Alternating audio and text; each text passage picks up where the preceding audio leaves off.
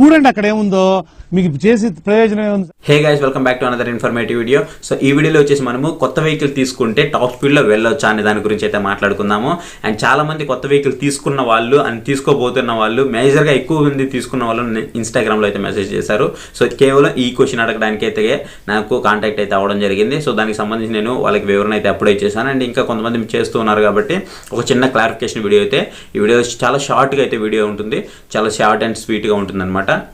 And ఇంతవరకు మన ఛానల్కి కొత్తగా ఎవరైనా వచ్చి సబ్స్క్రైబ్ చేసుకోకపోతే ఈ వీడియో కింద మనకి రెడ్ కలర్ సబ్స్క్రైబ్ బటన్ అయితే ఉంటుంది, సబ్స్క్రైబ్ చేసుకోండి. దాని పక్కన బెల్ ఐకాన్ వస్తుంది, సో దాన్ని కూడా యాక్టివేషన్ చేసుకోండి. ఇలాంటి వీడియోస్ అయితే మీకు ముందుగా నోటిఫికేషన్ ద్వారా అయితే వస్తాయన్నమాట.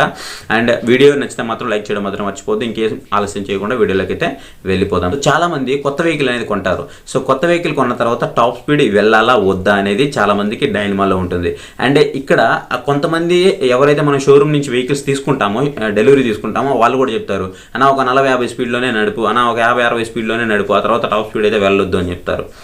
ఇప్పుడు ఒక్కటి గుర్తుపెట్టుకోండి, కేవలం ఎప్పుడైనా మీరు వెహికల్ కొనే ముందు యూట్యూబ్లో రివ్యూ చూస్తారా చూడరా? ఖచ్చితంగా రివ్యూ చూస్తారు కదా. సో రివ్యూ చూసినప్పుడు కంపెనీ వాడే, ఎవరైతే అది హోండా అవ్వచ్చు, హీరో అవ్వచ్చు, యమహా అవ్వచ్చు, అది బజాజ్ అవ్వచ్చు, టీవీఎస్ అవ్వచ్చు, ఏదైనా అవ్వచ్చు, కంపెనీ వాడే ఒక పెద్ద యూట్యూబర్ని పట్టుకొని సో వాడి చేత ఒక రివ్యూ చేయించి సో ఆ రివ్యూలో టాప్ స్పీడ్ ఎంతో కూడా చూపిస్తాడు మనకి వీడియోలో. మీరు చూసినట్లయితే యూట్యూబ్లో సో ఖచ్చితంగా మనకి కొన్ని లక్షలలో వీడియోస్ ఉంటాయి. సో వాడే మనకి టాప్ స్పీడ్లో వీడియో అయితే చూపిస్తాడు. సో వెళ్ళకూడనప్పుడు వాడు ఎందుకు చూపిస్తాడు? ఆ వెహికల్ నష్టపోతాడు వాడు. సో ఇంజిన్ మాల్ ఫంక్షన్ అనేది అన్ని వెహికల్స్లో ఒకేలా ఉంటుంది. వాడు చూపించే వెహికల్స్లో ఒకలాగా, మన దగ్గర ఉండే వెహికల్లో ఒకలాగా అయితే ఉండదు అనమాట. సో అన్ని వెహికల్స్లో మాల్ ఫంక్షన్ అనేది ఒకేలా ఉంటుంది. ఇన్ కేస్ అంతెందుకండి, కొత్త వెహికల్ చూసుకుంటే మనము ఇప్పుడు మనకి రేసింగ్స్ జరుగుతూ ఉంటాయి కదా, 2 wheeler racings, motor cycles racings. ఆ వెహికల్స్లో కనుక చూసుకున్నట్లయితే మనము మ్యాక్సిమం అన్నీ కూడా మనకి కొత్త వెహికల్సే కనపడుతూ ఉంటాయి. అక్కడ నింజా కానివ్వండి, సో ఇట్లా మనకి చాలా వెహికల్స్ అయితే ఉన్నాయి. మన ఏదైతే BMW కానివ్వండి, ఇట్లా మనకి చాలా వెహికల్స్ ఉన్నాయి కదా, టాప్ అండ్ వెహికల్స్. ఆ వెహికల్స్ అన్నీ కూడా మనకి కొత్త వెహికల్స్ ఉంటాయి. వాళ్ళు టాప్ స్పీడ్లో డ్రైవ్ చేస్తారు. సో వాళ్ళకి ఏమైనా మెకానిజం వేరే లెవెల్లో ఉంటుందంటే మెకానిజం ఏం వేరే లెవెల్లో ఉండదు. బట్ పెట్రోల్ మాత్రం వాళ్ళు పవర్ పెట్రోల్ యూజ్ చేస్తారు. మంచి క్వాలిటీ కలిగినటువంటి పవర్ పెట్రోల్ అనేది యూజ్ చేస్తారు తప్ప రెండిట్లో కూడా మనకి సేమ్ మెకానిజమే ఉంటుంది. సో రెండు ఇంజిన్స్ కూడా మనకి ఒకే విధంగా పనిచేస్తాయి. రెండు కూడా మనకి ఐసీ ఇంజిన్స్ అనమాట.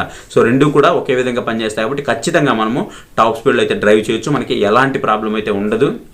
కాకపోతే ఇక్కడ ఒక చిన్న థియరీ ఏంటి అంటే, చాలామంది అనుకుంటున్నటువంటి థియరీ, చాలామంది నాతో చెప్పినటువంటి థియరీ, నేను కొన్నప్పుడు కూడా నాతో చెప్పారనమాట.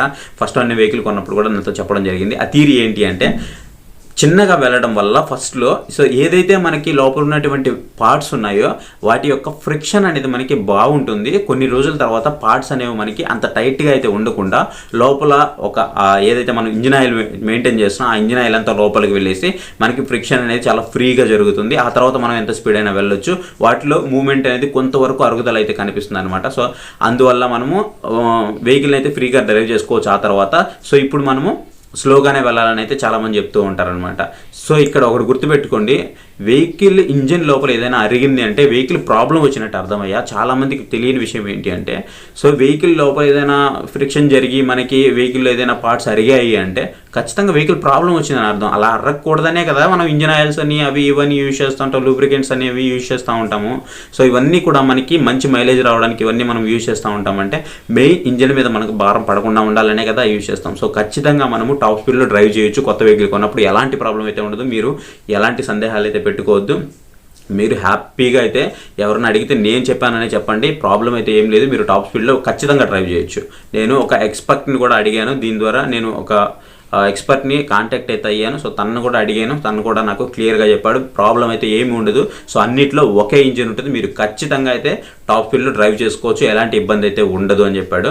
సో మీరు ఖచ్చితంగా అయితే టాప్ స్పీడ్ అయితే మెయింటైన్ చేసుకొని వెళ్ళొచ్చు. బట్ మీరు మ్యాక్సిమం కూడా ఒక ఆర్పిఎం లాక్ అనేది పెట్టుకోండి. మీరు ఎంత స్పీడ్ వెళ్ళాలనుకుంటారో ఆ టాప్ స్పీడ్కి కొంచెం ముందుగానే ఒక ఆర్పిఎం లాక్ అనేది పెట్టుకోండి. అప్పుడు మీకు బ్లింక్ అవుతూ ఉంటుంది కాబట్టి మీకు ఆ స్పీడ్ అనేది తెలుస్తూ ఉంటుంది. సో ఇది ఒక సజెషన్ అనమాట. ఇదే వీడియో అయితే మీకు నచ్చిందని అనుకున్నాను. వీడియో నచ్చితే ఖచ్చితంగా వీడియో అయితే లైక్ చేసి మీ friends and family members video అయితే షేర్ చేయండి. Thank you for watching. Next video. Bye.